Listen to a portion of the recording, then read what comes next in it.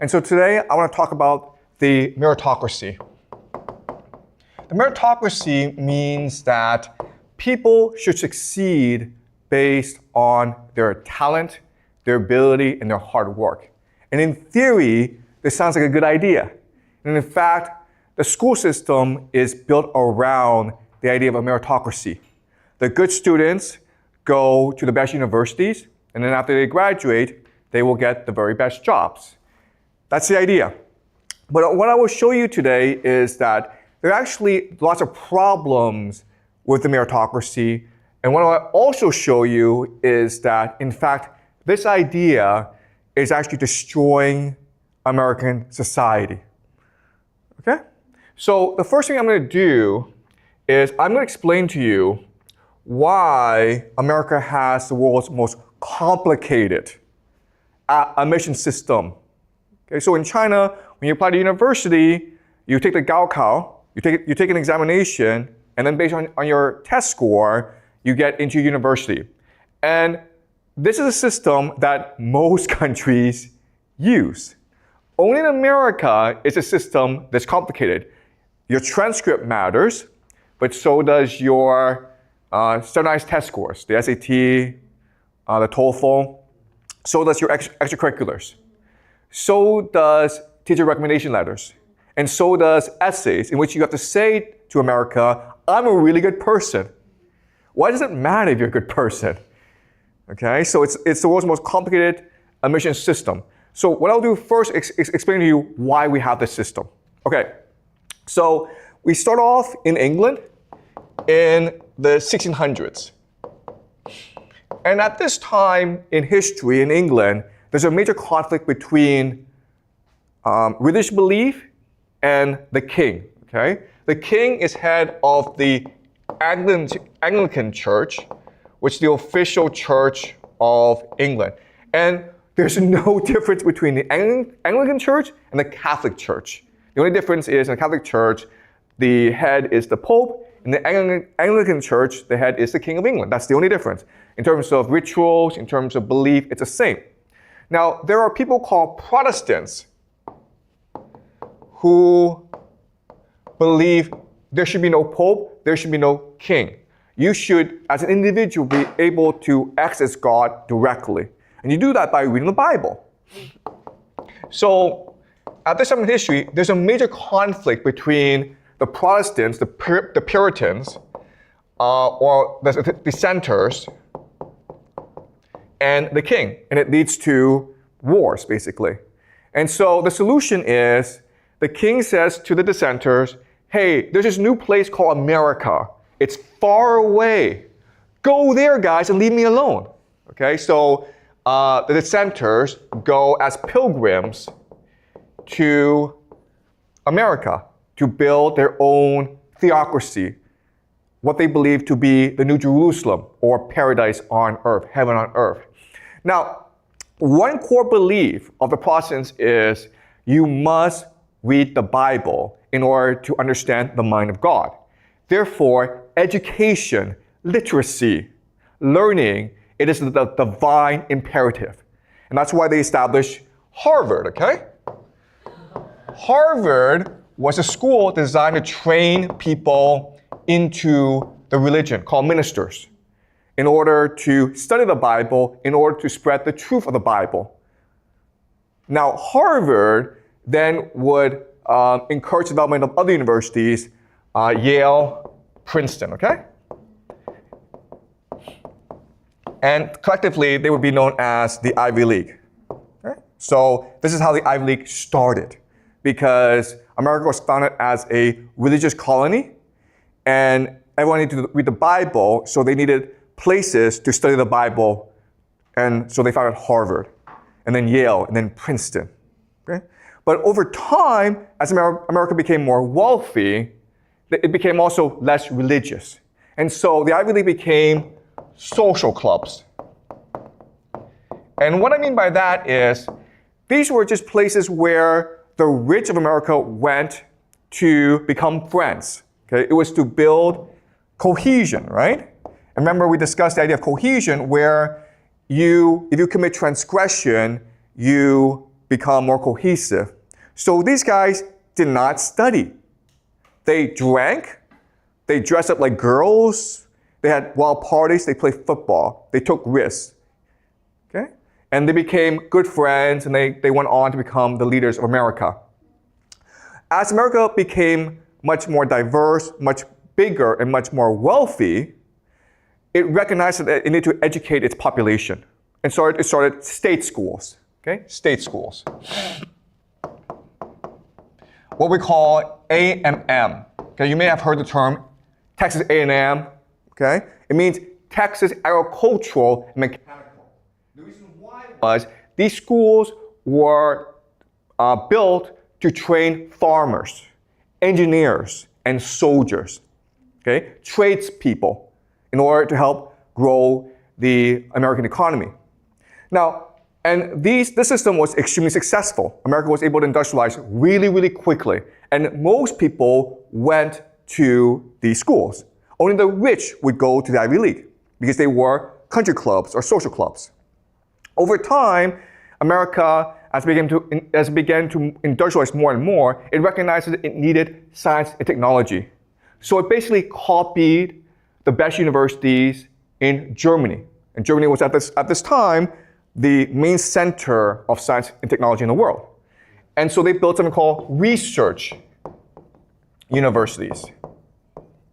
Okay?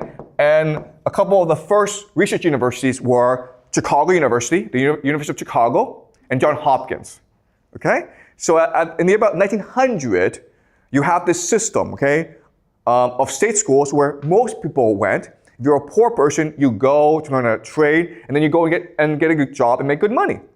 If you wanted to be a professor or scientist, you went to these research universities. If you were rich, you went to these social clubs called the Ivy League. And quite honestly, it was a really good system. And America should have stayed with this system. But what happened was, who's unhappy now about the system? These guys, right? Harvard, Yale, and Princeton, because if you think about it, over time, they become less and less relevant. Because just because you're rich doesn't mean you're smart. All the smart people are going to Chicago and Johns Hopkins. And so over time, we can expect Chicago and Johns Hopkins to overtake the Ivy League. Okay? And that's why Harvard decided to institute scholarship programs. So it wanted more smart people into it wanted to welcome more smart people into its campus, okay? And this created something called the SAT. Okay, this is the origin of the SAT. The SAT was founded as a scholarship program to identify the best and brightest students from all over America so that they can come to Harvard and help Harvard be the best university in the world, okay? But now who's angry about the system? Harvard's not happy that the best students are going to Chicago and Johns Hopkins. So they quit the SAT. And now the best students are coming to Harvard. Now who's unhappy? The rich kids, right? Okay, the alumni, the legacies. Because before, their kids could just go to Harvard and have a great time. Now it's hard for them to get in, they have to take a test, and also they're in class with smarter people. Okay? So now Harvard has a problem.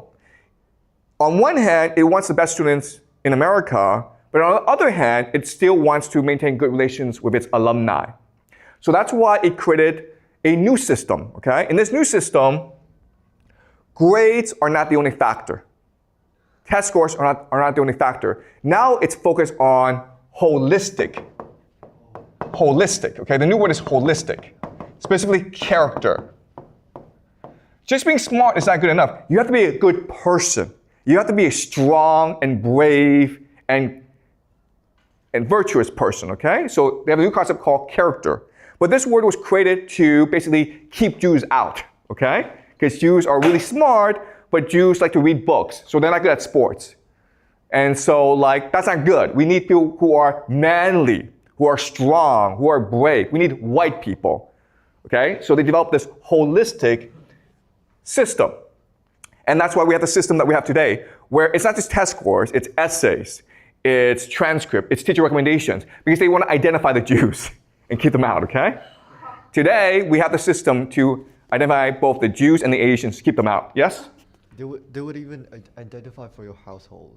Like they would ask for your profile. Exactly.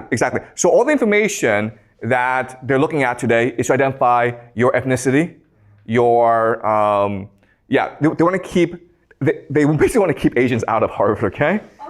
It's that simple, all right? But I'll explain more as we go along, okay? All right? So the purpose of all these changes is to ensure that Harvard remains the institution of power in America. Does it make sense? Harvard's not interested in academics, it's interested in power. Therefore, it must ensure that the people who come to Harvard are the ones who are most likely to succeed. And that's why it doesn't want all Asians. It wants a mix of students, okay? But I'll explain this later on. Okay, now, in this new system, there are two key concepts. The first key concept is the idea of secrecy, okay? Secrecy just means like, I'll never tell you why I let you in or why I didn't let you in. I don't have to, okay? The other is the idea of discretion. Discretion means that I can choose to let in for no reason, okay? So in China, if you get a really high score on the Gaokao, Beida or Tsinghua has to let you in. Not in America. You could be the best student in the world. They don't care. If they don't like you, they'll just say, we don't want you, okay? They have their own institutional reasons to let you in, and they'll never tell you, all right?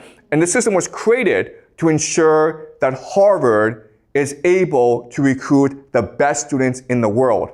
But what's important for us to remember is, from Harvard's perspective, best just means the most likely to succeed, not necessarily the best academically oriented student, not the smartest student, okay?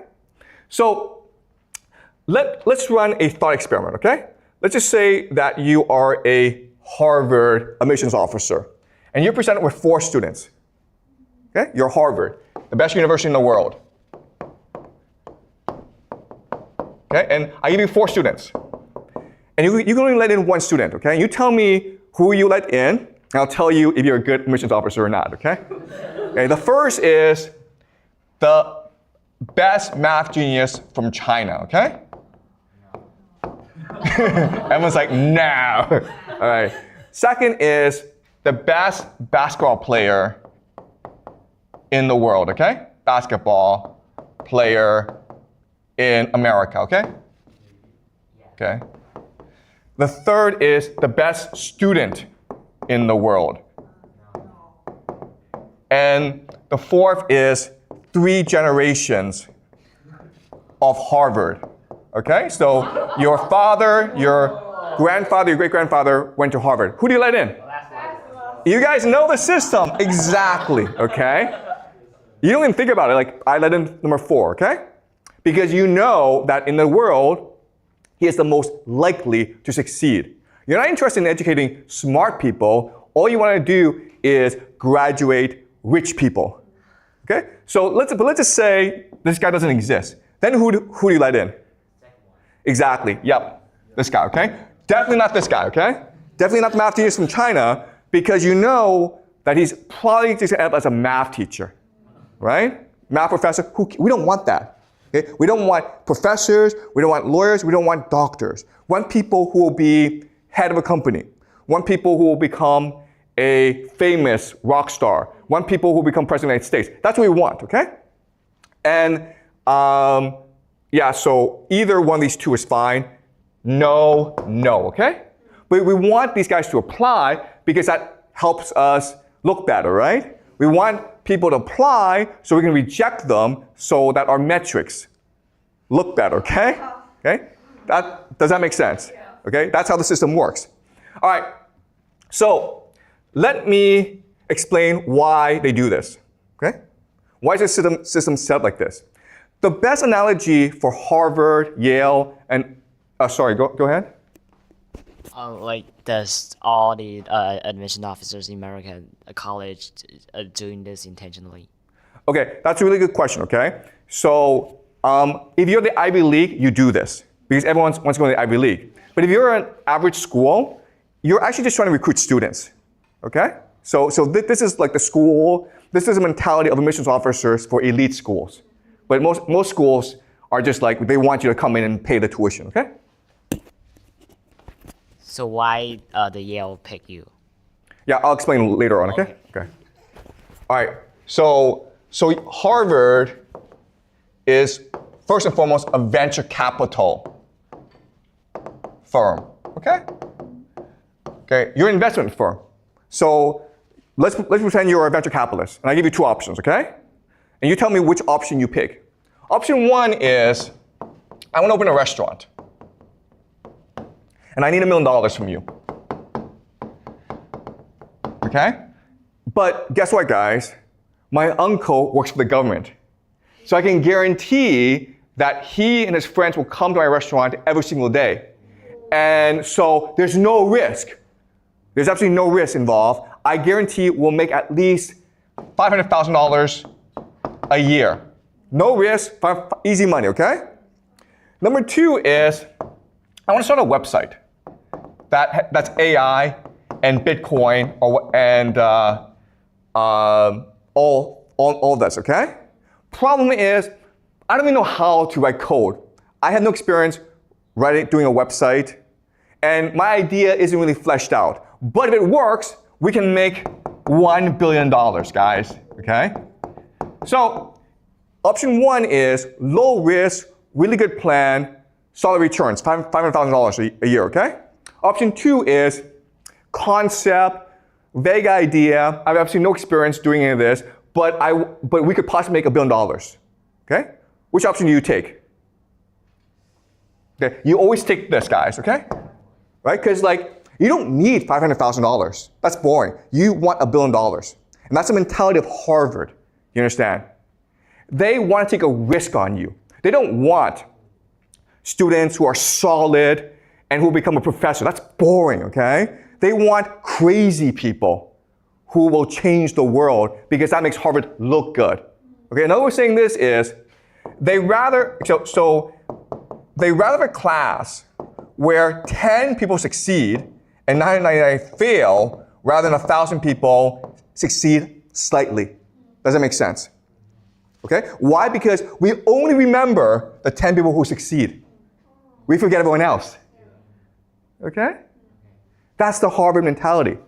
And that's why they're the most famous university in the world, because they're looking to create as much brand name recognition for themselves as possible. Okay? All right? Does that make sense? All right. Now, how do we know if they succeed or not, if you're Harvard? Well, remember the concept we learned last class, which is dissociative personality disorder. And what we discussed last class is, in a game, people who are most likely to succeed have this characteristic. Okay? And so, I'll explain why, using myself as an example, because I got into Yale. Okay? So, what we're going to do is this. We're going to examine my application to Yale. And then we're going to look at how the admissions officers would perceive application and how they would judge my potential, okay? So 3 things. The first is what my application actually says. Second is they will examine my background. And the third is they will then judge my potential. Okay? All right, so my application. All right, so I went to a public high school. It was good, but it's not a private high school. You get a better education on a private high school. Plus, it's in Canada, okay? Which is everyone's kind of stupid in Canada, okay? So, and I was top 10 of 200 kids. So it's good, but it's not number 1. It's not number 2. It's just top 10, okay? I was number 10. My SAT was 1,400 out of 1,600. And it's decent, but people are trying to get 1,550, 1,500 easily, okay? So, not that great. I was on a soccer team. I was not athletic. The soccer team just needed players, so I signed up, okay? I was also editor of the school newspaper. Okay? And I was captain of a quiz team called Reach for the Top. Okay? So that's a Canadian thing. But I was captain of it, I organized it, okay? So these 3 activities, they're fine, but it doesn't really demonstrate leadership potential, right? You're not like head of student government, or you're not head of Model United Nations, all right? On my essay, I wrote about Richard Feynman, who is a physicist. It was a really boring essay. It was, I mean, like anyone could have written it. I mean, like ChatGPT could have written it, okay? It was just a bad essay. My teachers, I mean, they liked me, but they really didn't like me because I seemed aggressive to them. You know, I wanted grades too much. So the word they use is ambitious. They thought I was ambitious. Ambitious is a dirty word in Canada. It means you don't play by the rules. It means you're too aggressive. It means you're too pushy, okay? All right, so this is my application to Yale. As you can see, it is a decent, but not a stellar application. So how did I get in? Well, because there was some information that they could also derive from application that made them interested in me, okay? The first is that I was poor. So I couldn't even afford the application fee. I had to apply for a waiver for my application, for my application, okay? So I was poor because I was an immigrant. So I was born in China in 1976, and my family went over when I was in 1983 when I was like 6, okay? So I was a poor immigrant in Canada. I transferred high school. So I was in a poor high school, then I went to a rich high school, okay? So basically I switched neighborhoods. My family lived in a poor neighborhood, and then I applied to go to a rich high school in a different neighborhood. So I had to take the subway there every day, and I spent like half an hour on the subway. And guess what, guys? Canadians don't like that, okay? Canadians want you to stay where you are, and that's it. So when I told my high school principal that I was going to transfer high schools, he got very upset. And he said that I'm going to write a discipline letter, okay? A discipline letter, and it's a very serious thing. And I'm going to put it in your folder so that when you apply to university, they will know that you were suspended from the school. And like that's basically like a really bad thing, okay? I got this discipline letter, and when I went to the rich high school, I had no friends. Why? Because they didn't like me. Because they don't like it when someone new comes in. Okay, I didn't know their culture. I'm sort of like ambitious, and I was grade grubbing. But the thing is, I was desperate because my family was very poor, and I wanted a better life. Okay. So again, they know all this. Okay, they know I'm an average student, and they know that I'm pushy and ambitious, and that's why Yale let me in. Because it's clear from this information that I had dissociative personality disorder. Okay, what does that mean? It means, first of all, I'm desperate. Okay? Desperate means like, if I don't get into Yale, I'll probably kill myself. I mean, if I didn't get into Yale, I would drown. I couldn't breathe. It was a life or death issue for me. They can see the desperation. They want that, okay? Second thing is, I was insecure, okay? If you're an insecure person, it means you're not happy with who you are. It means there's a void in your heart. And therefore, the way to fill the insecurity is through achievement, okay? So if I made $1 million, I wouldn't be happy.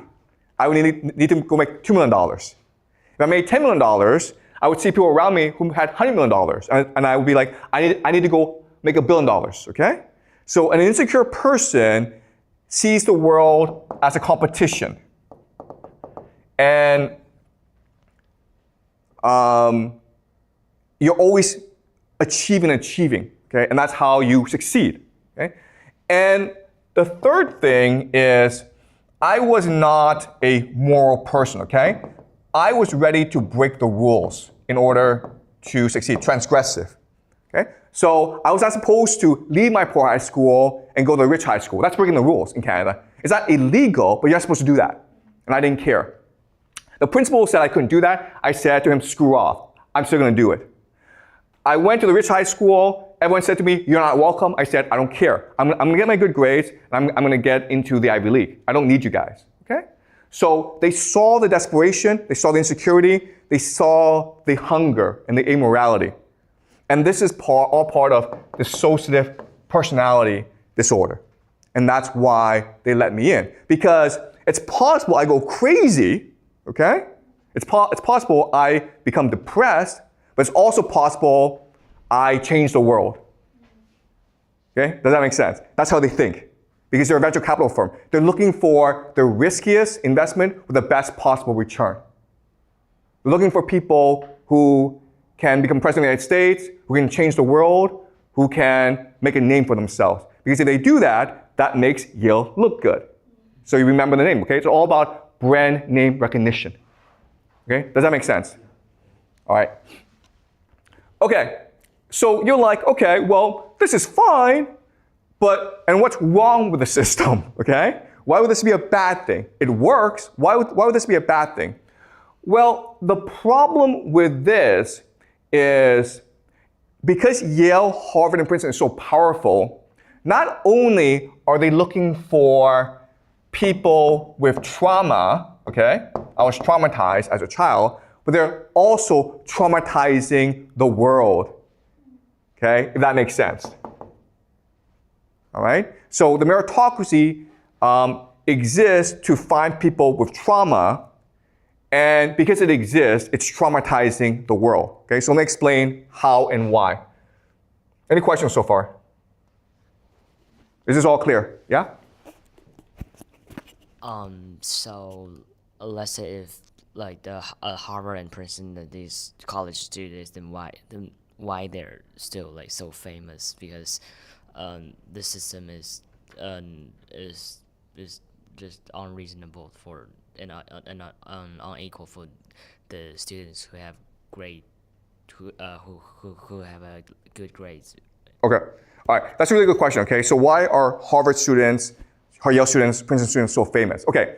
The reason why is when you do investment, you don't do all risky investments. Okay. You always have diversity in your portfolio. So the majority of students are still students who will be successful no matter what. Why? Because their families are rich. Okay, so if you go back to the example, right? Those four, you let in the child who comes from 3 generations of Harvard graduates. Okay, and that's the majority of people who get into Harvard. And then you let in the athlete. Okay, so the athlete, the legacy, these are the people who are the majority. Those are the safe investments. And then you have like 1% of positions for people like me, who like you don't really know, but there's potential there. So let's take a risk. Okay? And quite honestly, it's a crapshoot because it's all very discretionary. So it's all intuition, okay? They don't have a formula for this. They just think, this guy is interesting, let's just let him in, okay? And it's possible, on an essay, you just wrote something really interesting, and they laugh. And it's like, okay, let's take a chance on this guy. They have that 1% of positions available for risk, okay? Does that make sense? Okay, so I'm not the average Yale student. I'm a marginalized Yale student. Okay, so this system, the meritocracy, the way it's set up, it creates trauma. Okay, so let me explain why. So let's look at university, Yale. Then we'll look at high school. Okay, then we'll look at parenting. Okay, so you think, oh, you get into Yale, you can just coast, you're happy, life is simple, okay? The fact of the matter is that when you get into Yale, Yale is actually the Hunger Games. Have you read the book, The Hunger Games? It is a relentless competition. Because once you're in Yale, you're still competing, but now you're competing against the most competitive people in the world, okay? So maybe at this school, you can be the best student. Your parents love you. You have lots of good friends, you're head of student government, you feel really good about yourself. You go to Yale, and then you recognize that you're a nobody. Your parents are far away. And you're now in competition with the best students from all around the world who all want to kill you because it's a zero-sum game, okay? Only the strongest survive. And so everywhere you go, it's a competition. In the classroom, it's a seminar style, so you're with 20 other students, and the professor's asking you questions, and you're all competing to impress the professor, okay? Outside the classroom, you're competing to get into clubs and something called secret societies, okay? But you're also competing for graduate school, for law school, for medical school, for scholarships like the Rhodes Scholarship, okay? So Yale, it sounds nice, but once you get in there, from the first day, it's an endless pursuit of achievement. It's just competition after competition after competition. Wherever you go, you're being judged by someone, okay? You're being judged by the professor or your classmates, and everyone's looking to like basically kill each other because it's a winner-take-all system, okay? So this is very traumatic, and it makes you so insecure that you go through life thinking like life is just like that. Everyone's an enemy. I have to achieve and achieve in order to feel good about myself. I cannot stop working hard, otherwise I will be killed by other people, okay? So people who graduate from Yale have a deep sense of insecurity, even those who come from the wealthiest families, okay? They're always looking to achieve. And that's what Yale wants, that's what Harvard wants, because these are the people who will be most successful in life, okay? They're not happy with $1 million, they want $1 billion. Once they have the $1 billion, they want $10 billion, okay? It never stops, okay? So to get into Yale, you have to go through high school. And high school has to train you for Yale. So it's also a competition, also a Hunger Games, okay? And to train you for high school, your parents have to develop a different parenting system, okay? So I'll give you two examples of parenting, okay? In the first system, which is the healthy system, you say to your child, I love you unconditionally. No matter what you do, I will support you. I will always be here for you. And if you say that to your child every day, your child will be happy, fulfilled, and secure in life. But the person will probably end up as a teacher, okay? Now, you can also say to your child, I don't have time for you, but if you win the swimming competition, or you place first on your math test, or if the teacher say nice things about you, then I'll take you for ice cream, okay? And so it's a system that neglects the child while at the same time demands the child, okay? And this is trauma. And again, most kids will be traumatized by the system. But there are some kids who will thrive in the system, and the trauma will encourage them or drive them to achieve and achieve and achieve so that they get into Yale, so they can compete in the Hunger Games, so they can go on in life and compete some more, okay? And that's how the system is set up. And this is what we call the meritocracy. And as I'll explain to you later on, it is destroying America and the world. All right? So that's how the system is set up. And guess what, guys? Is it different in China? Not really, okay? All right? So the concept of the meritocracy has conquered the world. It started in America. It actually started at Harvard, but now it's conquered the entire world. And that's why the world is so messed up.